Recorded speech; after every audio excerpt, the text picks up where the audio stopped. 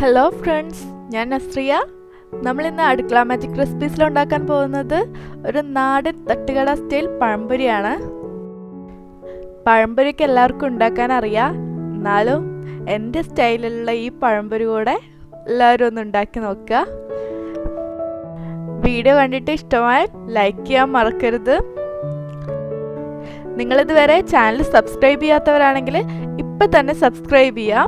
ആ subscribe ബട്ടൻ്റെ തൊട്ടപ്പുറത്തുള്ള bell button കൂടെ press ചെയ്ത് കഴിഞ്ഞാൽ ഞാൻ പുതിയ വീഡിയോസ് എല്ലാം ഇടുമ്പോൾ നോട്ടിഫിക്കേഷൻ വരും. അപ്പോൾ നമുക്ക് പഴംപൊരി ഉണ്ടാക്കാൻ തുടങ്ങാം. അതിനു മുമ്പ് അതിനാവശ്യമായ ഇൻഗ്രീഡിയൻസ് ഒക്കെ എന്തൊക്കെയാണെന്ന് നോക്കാം. നമ്മുടെ പഴംപൊരിയുടെ മെയിൻ ഇൻഗ്രീഡിയൻ്റ് എന്ന് പറയുന്നത് പഴം തന്നെയാണ്. ഞാനിവിടെ ഒരു 6 വലിയ പഴം എടുത്തിട്ടുണ്ട്. വലുതല്ല, അത്യാവശ്യം ഒരു മീഡിയം സൈസിലുള്ള പഴമാണ്. ഇതിലേക്ക് ഞാനൊരു 3 കപ്പ് മൈദ എടുത്തിട്ടുണ്ട്. നിങ്ങൾക്ക് കപ്പ് തന്നെ വേണമെന്നില്ല, ഒരു 3 അത്യാവശ്യം വലിയ ഗ്ലാസ്സിലുള്ള ഒരു 3 ഗ്ലാസ് മൈദ എടുത്താൽ മതി. ആ സെയിം ഗ്ലാസ്സിൽ തന്നെ നിങ്ങൾ ഒരു 1/4 കപ്പ് റവ കൂടെ എടുക്കാം. ഈ റവക്ക് പകരം നിങ്ങൾക്ക് പച്ചരിപ്പൊടി ഉപയോഗിക്കാം. ഇത് ഓപ്ഷണലാണ്, ഇത് രണ്ടും ഇല്ലെങ്കിലും കുഴപ്പമൊന്നുമില്ല. ഒരു 6 ടേബിൾ സ്പൂൺ പഞ്ചസാര കൂടെ എടുക്കണം. പിന്നെ മധുരമൊക്കെ ഓരോരുത്തരുടെ ഇഷ്ടത്തിനനുസരിച്ചിട്ട് മാറ്റം വരുത്താം. നമ്മൾ പഴത്തിന് അത്യാവശ്യം മധുരം ഉണ്ടാവും, അതുകൊണ്ടാണ് 6 ടേബിൾ സ്പൂൺ പഞ്ചസാര എടുത്തത്. ഇനി ഇതിലേക്ക് ഒരു 1/2 ടീസ്പൂൺ ബേക്കിംഗ് സോഡ കൂടെ വേണം. ടേബിൾ സ്പൂൺ അല്ല, ചെറിയ സ്പൂണിനാണ് ടീസ്പൂൺ എന്ന് പറയുന്നത്.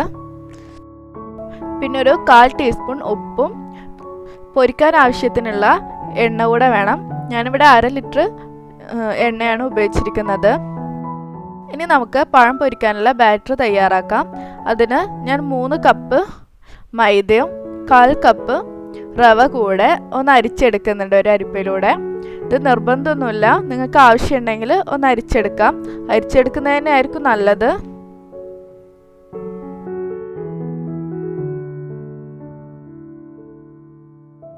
ഈ റവയിലും മൈദയിലൊക്കെ വല്ല വേസ്റ്റോ മറ്റോ ഉണ്ടെങ്കിൽ ഈ അരിച്ചെടുക്കുമ്പോൾ പോയി കിട്ടും.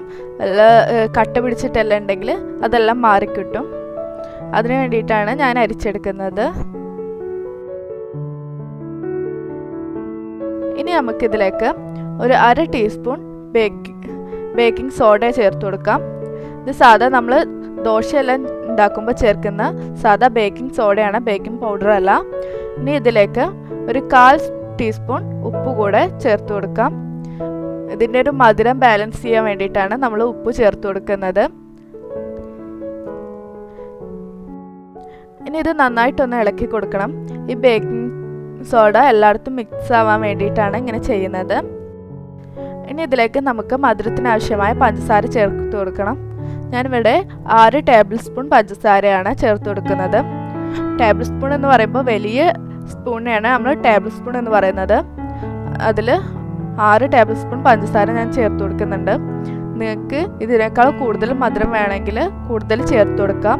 ഇത്രയും മധുരം വേണ്ടാന്നുണ്ടെങ്കിൽ കുറവായി ചേർത്ത് കൊടുക്കാം. പക്ഷേ ഇത് കറക്റ്റ് മധുരമായിരുന്നു. നമ്മൾ ബാറ്റർ മുഴുവനും തയ്യാറാക്കിയതിന് ശേഷം നമുക്ക് മധുരം ചെക്ക് ചെയ്ത് നോക്കിയിട്ട് മധുരം കുറവാണെങ്കിൽ കുറച്ചുകൂടി ആഡ് ചെയ്ത് കൊടുക്കാം. ഇനി നമുക്കിതിലേക്ക് വെള്ളം ഒഴിച്ചു കൊടുക്കാം. ഞാനിപ്പോൾ ഇവിടെ 1 കപ്പ് വെള്ളം ഒഴിച്ചു കൊടുത്തിട്ടുണ്ട്. ഇനി ഇത് നന്നായിട്ടൊന്ന് മിക്സ് ചെയ്യാം. കട്ടകളൊന്നും ഇല്ലാതെ വേണം മിക്സ് ചെയ്ത് കൊടുക്കാൻ വേണ്ടിയിട്ട്.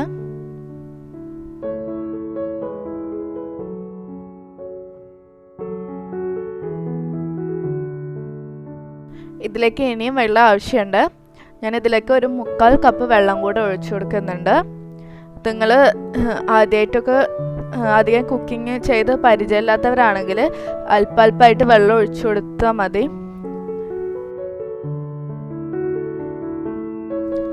ഇപ്പോൾ ഇവിടെ നമ്മൾ ടോട്ടൽ 1.25 കപ്പ് വെള്ളമാണ് ഒഴിച്ചു കൊടുത്തിരിക്കുന്നത്. നിങ്ങൾ 1.25 കപ്പ് വെള്ളം ഒരുമിച്ച് ഒഴിച്ചു കൊടുക്കുകയല്ല ചെയ്യേണ്ടത്. കുറേശ്ശെ ഒഴിച്ചു കൊടുത്തിട്ട് കറക്റ്റാണെന്ന് ചെക്ക് ചെയ്ത് നോക്കണം. ഇതിപ്പോൾ കട്ടയൊന്നുമില്ലാതെ നല്ല കറക്റ്റായിട്ട് മിക്സ് ചെയ്തെടുക്കണം. നിങ്ങൾ ഒരുമിച്ച് വെള്ളം ഒഴിച്ചു കൊടുക്കുകയാണെങ്കിൽ ചിലപ്പോൾ കൂടിപ്പോയി കഴിഞ്ഞാൽ നമ്മൾ ആകെ ബുദ്ധിമുട്ടാവും. അപ്പോൾ ആദ്യം തന്നെ കുറേശ്ശെ ഒഴിച്ചു കൊടുക്കുകയാണെങ്കിൽ നമുക്ക് കറക്റ്റ് അളവിൽ ചെയ്തെടുക്കാം.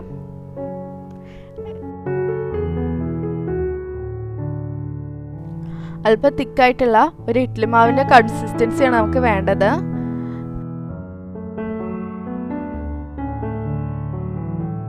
കട്ടകളെല്ലാം പോയി കഴിഞ്ഞാൽ നമുക്ക് കൈ ഉപയോഗിച്ചിട്ട് ഒന്ന് മിക്സ് ചെയ്തെടുക്കാം.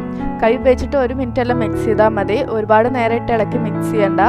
അങ്ങനെ ആകുമ്പോൾ മൈദ നന്നായി വലിഞ്ഞ് ഒരു റബ്ബർ പോലെ ആയി പോകും. നമ്മൾ പഴംപൊരി ഉണ്ടാക്കി കഴിഞ്ഞാൽ നമുക്ക് നല്ല സോഫ്റ്റ് ആയിട്ടുള്ള ഒരു പഴംപൊരി ഉണ്ടാക്കിയെടുക്കാൻ കഴിയില്ല.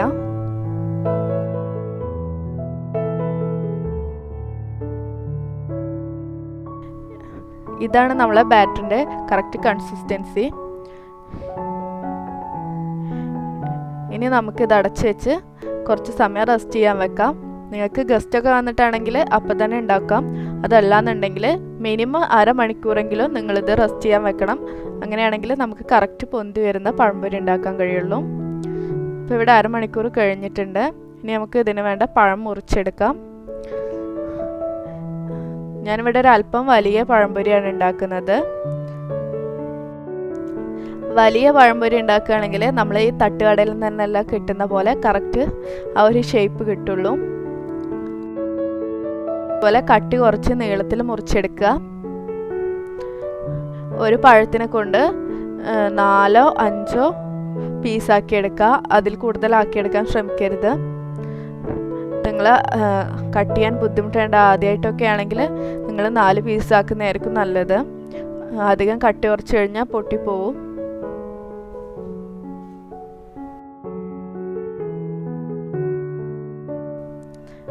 നിങ്ങൾ തുടക്കക്കാരൊക്കെ ആണെങ്കിൽ വീട്ടിൽ ഗസ്റ്റ് ഒന്നുമില്ല, സാധാരണ ആവശ്യങ്ങൾക്കാണെങ്കിൽ നിങ്ങൾക്ക് ഉണ്ടാക്കിയെടുക്കാൻ കുറച്ചുകൂടി സൗകര്യത്തിന് ചെരിച്ച് ഇതുപോലെ ചെറുതായി കട്ട് ചെയ്ത് കൊടുത്താൽ മതി. അതാകുമ്പോൾ നിങ്ങൾക്ക് പെട്ടെന്ന് പൊരിച്ചെടുക്കാൻ കഴിയും. അതുപോലെ തന്നെ കട്ട് ചെയ്തെടുക്കാനും തന്നെ വലിയ ബുദ്ധിമുട്ടൊന്നും ഉണ്ടാവില്ല. ഞാനെന്തായാലും വലിയ പഴംപൊരിയാണ് ഉണ്ടാക്കുന്നത്. നിങ്ങൾക്ക് കാണിച്ചു തരാൻ വേണ്ടിയിട്ട് ചെറുത് കുറച്ച് ഉണ്ടാക്കുന്നു എന്നേ ഉള്ളൂ. ആ ചില്ലുംകൂട്ടിലൊക്കെ കിടക്കുന്ന തട്ടുകടയിലെ ആ വലിയ പഴംപൊരി കാണാൻ തന്നെ നല്ല ഭംഗിയാണ്. ഇനി നമുക്ക് ഈ ബാറ്ററിലേക്ക് ഒരു 1/2 ടീസ്പൂൺ മഞ്ഞൾപ്പൊടി ചേർത്ത് കൊടുക്കാം. ഇത് നമ്മൾ പഴംപൊരിക്ക് നല്ലൊരു കളർ കിട്ടാൻ വേണ്ടിയിട്ടാണ് നമ്മൾ മഞ്ഞൾപ്പൊടി ചേർത്ത് കൊടുക്കുന്നത്. കൂടി പോവരുത്, 1/2 ടീസ്പൂൺ മതി. കൂടി പോയി കഴിഞ്ഞാൽ മഞ്ഞൾപ്പൊടിയുടെ ഒരു ടേസ്റ്റ് വന്നു പോകും പഴംപൊരിയിൽ. നിങ്ങൾക്ക് യെല്ലോ ഫുഡ് കളർ ചേർത്താലും നിങ്ങൾക്ക് ഈ കളറ് കിട്ടും. പക്ഷേ നമുക്കതിൻ്റെ ഒന്നും ആവശ്യമില്ല. മഞ്ഞൾപ്പൊടി ചേർത്താലും മതി, കറക്റ്റ് കളറ് കിട്ടും.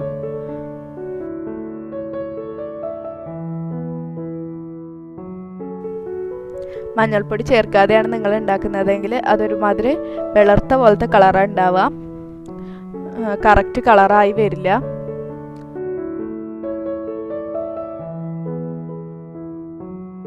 ബാറ്റർ അത്യാവശ്യം തിക്കായി വന്നിട്ടുണ്ട്. നമ്മളിതിൽ റവ ചേർത്തത് കൊണ്ടാണ് ഇതിങ്ങനെ തിക്കായി വന്നിട്ടുള്ളത്.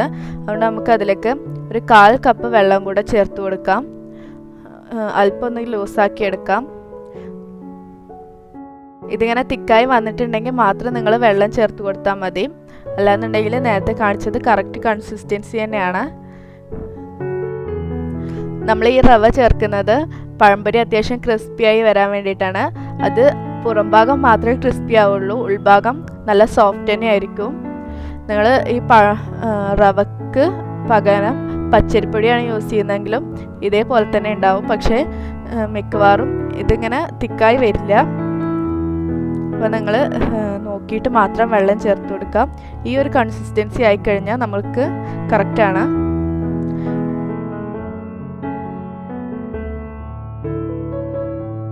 ഇനി നമുക്ക് പഴം പൊരിച്ചെടുക്കാം. നമ്മൾ ഒരു ഇരുമ്പിൻ്റെ ചീനച്ചട്ടിയിലാണ് ഇപ്പോൾ ഇവിടെ പൊരിച്ചെടുക്കുന്നത്. ഞാനിതിലേക്ക് 1/2 ലിറ്റർ ഓയിൽ ഒഴിച്ചു കൊടുത്തിട്ടുണ്ട്. ഇനി ഇത് നന്നായി ചൂടായതിന് ശേഷം മാത്രമേ നമുക്കിതിലേക്ക് പഴം ഇട്ട് കൊടുക്കാൻ പറ്റുള്ളൂ. അല്ലാന്നുണ്ടെങ്കിൽ നന്നായി വരില്ല.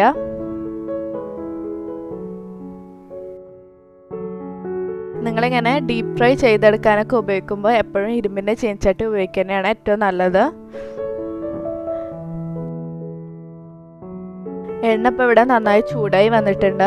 ഇനി നമുക്ക് ഇതിലേക്ക് പഴം ഇട്ട് കൊടുക്കാം. ഈ പഴം ഇതിൽ ഈ ബാറ്ററിൽ കവർ ചെയ്തതിന് ശേഷം ഇട്ട് കൊടുക്കാം എണ്ണയിലേക്ക്.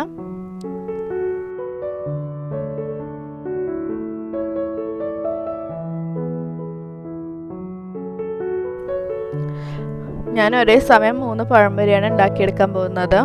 നിങ്ങളുടെ പാത്രത്തിൻ്റെ വലുപ്പത്തിനനുസരിച്ച് നിങ്ങൾ പഴം ഇട്ട് കൊടുക്കാം. ഒരുപാട് അങ്ങ് ഇട്ട് കൊടുത്തു കഴിഞ്ഞാൽ ചിലപ്പോൾ ഇതിങ്ങനെ കറക്റ്റ് പൊന്തി വരില്ല. ഇത് 3 പഴംപൊരിക്ക് ഇതിൽ കറക്റ്റ് നിൽക്കാനുള്ള സ്ഥലമുണ്ട്. അപ്പം അതിനനുസരിച്ചിട്ട് വേണം പഴം ഇട്ട് കൊടുക്കാൻ.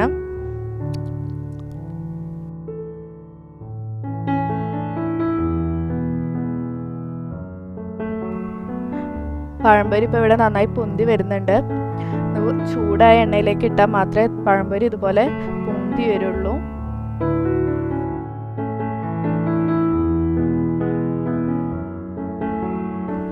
പിന്നെ നമ്മൾ ഉണ്ടാക്കിയെടുക്കുന്ന ബാറ്റർ അല്പം തിക്കായി പോയി കഴിഞ്ഞാൽ ചിലപ്പോൾ ഉള്ളൊന്നും വെന്ത് വരില്ല.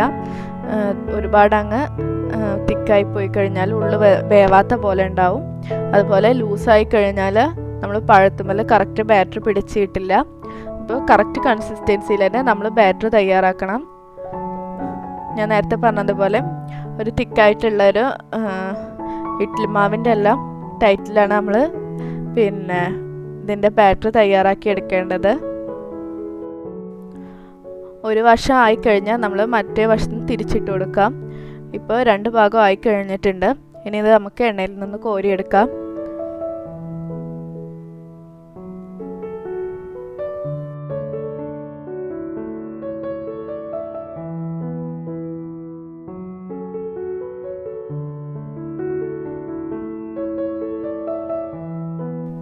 ഇതുപോലെ നമുക്ക് മുഴുവൻ പഴംപൊരി ഉണ്ടാക്കിയെടുക്കാം.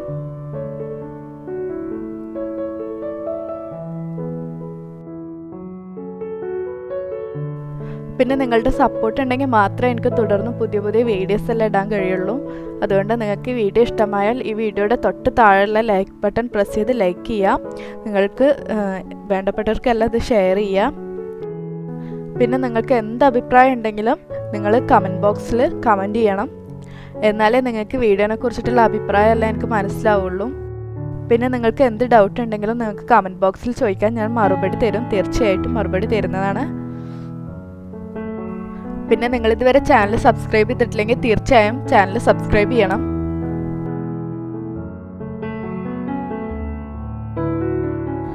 പിന്നെ നിങ്ങൾ പ്രത്യേകം ശ്രദ്ധിക്കേണ്ട ഒരു കാര്യം എന്താണെന്ന് വെച്ചാൽ നിങ്ങൾ പഴുത്ത പഴം തന്നെ സെലക്ട് ചെയ്തെടുക്കണം. പഴംപൊരി ഉണ്ടാക്കുമ്പോഴും പഴുപ്പ് കുറഞ്ഞ പഴമാണെങ്കിൽ പഴംപൊരിക്ക് അത്ര ടേസ്റ്റ് ഉണ്ടാവില്ല.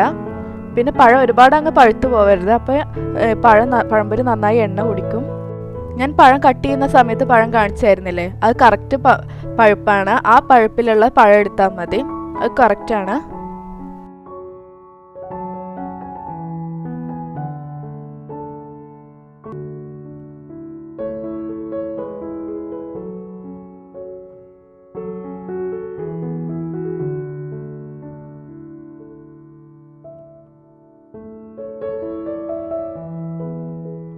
നമ്മൾ നേരത്തെ മുറിച്ചെടുത്ത ചെറിയ പഴങ്ങളും കൂടെ ഇതുപോലെ ബാറ്ററിൽ മുക്കി പൊരിച്ചെടുക്കാം.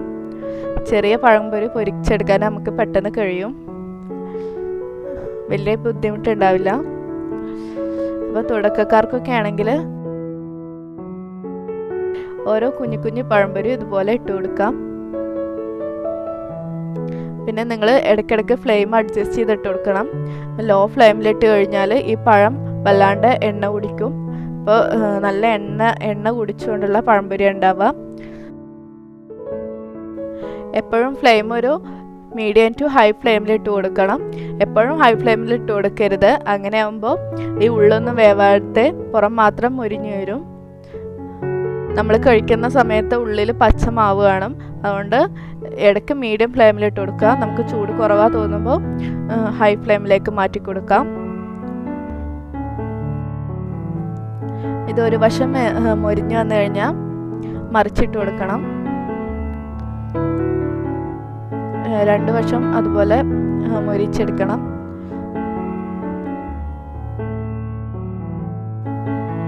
പിന്നെ ഒരു അല്പം ബാറ്റർ ബാക്കി വന്നു കഴിഞ്ഞാൽ നിങ്ങളത് വെറുതെ കളയണ്ട.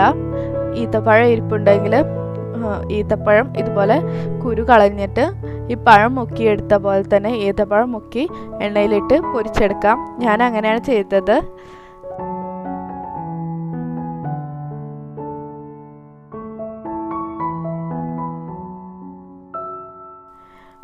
ഇനി അതല്ലാന്നുണ്ടെങ്കിൽ കുറച്ച് പഞ്ചസാര കൂടെ ഇട്ട് കൊടുത്തിട്ട് വെറുതെ ബോൾസായിട്ട് എണ്ണയിലിട്ട് കൊടുത്താലും മതി. ഇനി പഞ്ചസാര ഇട്ട് കൊടുക്കണം എന്നൊന്നുമില്ല, അങ്ങനെ ഇട്ട് കൊടുത്താലും മതി. എണ്ണയിലിട്ട് ബോൾസ് ആക്കിയിട്ട് പൊരിച്ചെടുത്താലും മതി.